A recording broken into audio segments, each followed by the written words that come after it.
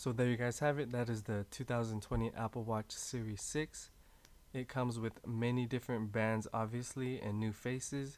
But not only that, the Series 6 has a blood oxygen sensor, and that'll be very useful for anyone, and anyone especially with underlying diseases.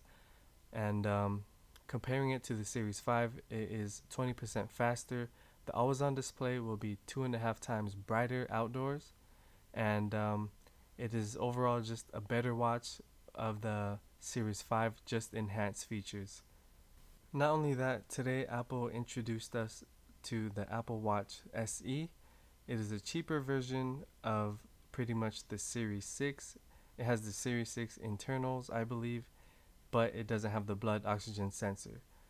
The only thing that kind of bugged me about it is that it has a higher price than the Apple Watch Series 3.